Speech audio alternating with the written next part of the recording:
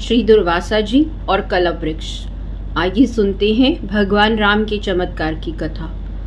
एक समय जब श्री रामचंद्र जी का दर्शन करने के लिए 60,000 शिष्यों सहित दुर्वासा ऋषि जी अयोध्या को जा रहे थे, तब मार्ग में जाते हुए दुर्वासा जी ने सोचा कि भगवान विष्णु के रूप में भगवान राम का अवतरित हुआ है, परंतु यह बात कोई नहीं जानता। परंतु मैं तो जानता हूँ। आज इन संसारिक जनों को मैं उनका पौरुष दिखलाऊंगा। अपने मन में ऐसा विचारते हुए वह अयोध्या में आए और नगरी में प्रवेश कर सबको साथ लिए भगवान के भवन के 8 चौकों को लांघकर पहले सीता जी के भवन के बाहर पहुंचे। तब शिष्यों सहित दुर्वासा जी को सीता जी के द्वार पर उपस्थित देखकर पहरेदारों ने शीघ्रता से दौड़कर भगवान रामचंद्र जी को इसकी सूचना दी। ये सुनते ही भगवान राम मुनि दुर्वासा जी के पास आ पहुंचे और प्रणाम करके सबको बड़े आदर के साथ भवन के भीतर ले आए। वहां उन्हें बैठने के लिए सुंदर सुंदर आसन दिए। तब आसन पर बैठते ही दुर्वासा जी ने मधुर वचनों से कहा, श्री रामचंद्र जी, आज 1000 वर्ष बाद मेरा उपवास का व्रत पूरा हुआ है। इस कारण मेरे शिष्यों सहित मुझे भोजन करवाइए और उसके लिए आपको एक मुहूर्त का समय देता हूँ। साथ ही ये भी ज्ञात रहे, मेरा ये भोजन जल, धेनु और अग्नि की सहायता से बना ना हो। केवल एक मुहूर्त में मेरी इच्छा अनुसार वह भोजन जिसमें विविध प्रकार के पकवान प्रस्तुत किए जा सके मुझे प्राप्त हो। इसके अतिरिक्त मुझे भगवान शिव की पूजा के निमित्त ऐसे पुष्प मंगवा कर दो जैसे पुष्प यहाँ अब तक किसी ने ना देखे हों। यदि ये तुम्हारा किया ना हो सके तो मुझे स्पष्ट कह दो, मैं इसमें असमर्थ हूँ, मैं चला जाऊंगा। तब मुनि की बात सुनकर श्री रामचंद्र जी ने मुस्कुराते हुए नम्रता के साथ कहा, भगवान, मुझे आपकी सब आज्ञा स्वीकार है। तब राम की बात सुनकर दुर्वासा जी प्रसन्न हो गए। मैं सरयू में स्नान करके अभी तुम्हारे पास आता हूँ। शीघ्रता करना, हमारे लिए सब सामग्रियों को प्रस्तुत करने के लिए अपने भाइयों तथा सीता को शीघ्रता के साथ कह देना। रामचंद्र जी ने कहा, अच्छा, आप स्नान करके आइए। दुर्वासा जी स्नान करने को चले गए। राम चिंतित हो गए। लक्ष्मण आदि भ्राता, जानकी तथा सबके सब व्याकुल होकर राम की ओर निर्निमेष दृष्टि से देखने लगे। मुनि ने तो इस प्रकार की सब अद्भुत वस्तुएं मांगी हैं। इसके लिए देखें कि अब भगवान क्या करते हैं, क्योंकि बिना अग्नि, जल और बिना गौ के किस प्रकार से भोजन प्रस्तुत होगा। तब रामचंद्र जी ने लक्ष्मण जी से एक पत्र लिखवाया। फिर उस पत्र को अपने बाण से बांधकर धनुष पर चढ़ाया और छोड़ दिया। वह बाण वायु से वेग से उड़कर अमरावती में इंद्र की सुधर्मा नामक सभा में जाकर उसके सामने गिर पड़ा। उस बाण को देखकर इंद्र व्याकुल हो गए, ये किसका बाण है? फिर उठाकर जो देखा तो उस पर राम नाम अंकित था। फिर उसमें बंधे हुए पत्र को खोलकर पढ़ा। पत्र खुलते ही वह बाण फिर उड़कर राम के तरकश में आ घुसा। उधर इंद्र ने उस पत्र को सभा में बैठे हुए सब देवताओं को सुनाया।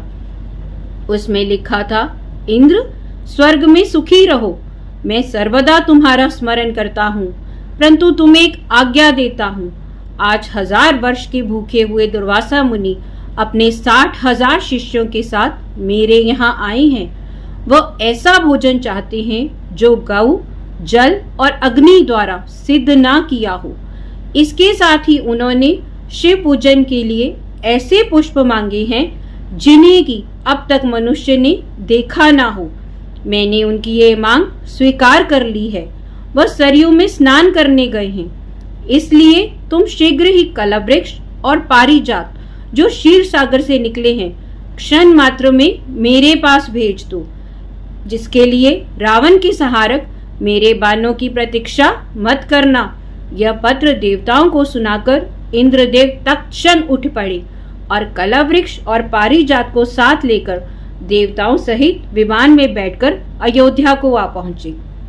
लक्ष्मण जी ने इंद्र का स्वागत किया। इंद्र ने राम के पास पहुंचकर पारिजात और कलह वृक्ष राम को अर्पण कर दिया।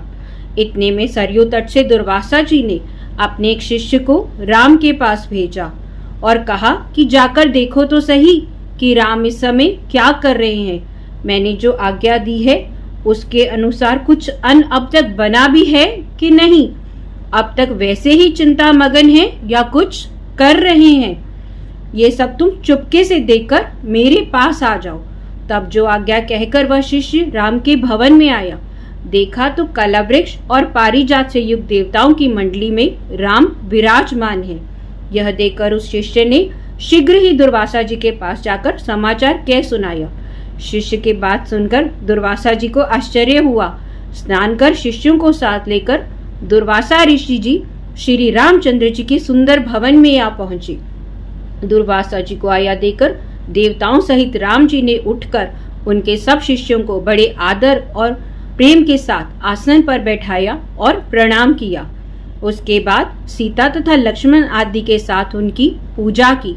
फिर जिन पुष्पों को मनुष्य ने अब तक नहीं देखा था, शिव पूजन हेतु पारिजात के उन पुष्पों को राम ने दुर्वासा जी के समक्ष प्रस्तुत किया।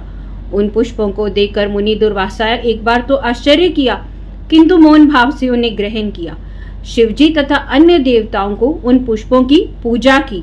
फिर उसी क्षण श्री रामचंद्र जी ने लक्ष्मण तथा सीता आदि के साथ सब भोजन परोसने की आज्ञा दी। तब दिव्य अलंकारों से विभूषित सीता जी ने कलह वृक्ष और पारिजात की पूजा कर अनेक पात्रों को लाकर उनके नीचे रख दिया और वह प्रार्थना करती हुई बोली, हे क्षीर सागर से उत्पन्न होने तथा देवताओं के मनोरथ को पूरा करने वाले कलह वृक्ष, आज शिष्यों सहित हमारे यहाँ दुर्वासा जी को तुम संतुष्ट कर दो। तब सीता जी के इस प्रकार कहते ही कलह वृक्ष ने पल मात्र में ही वहां रखे हुए करोड़ों पात्रों को अनेक प्रकार की खाद्य सामग्रियों से पूर्ण कर दिया। फिर तो उस सब अन्न को उर्मिला सहित सीता ने स्वर्ण पत्रों में रखकर दुर्वासा जी के समक्ष परोस दिया। फिर तो रामचंद्र जी से निवेदित दुर्वासा जी ने अपने शिष्यों के साथ बड़े ही प्रेम से सब भोजन किया। फिर हाथ मुंह धो तांबूल तथा दक्षिणा ली। इस प्रकार दुर्वासा ऋषि जी ने प्रकट किया कि भगवान राम साक्षात विष्णु का अवतार है।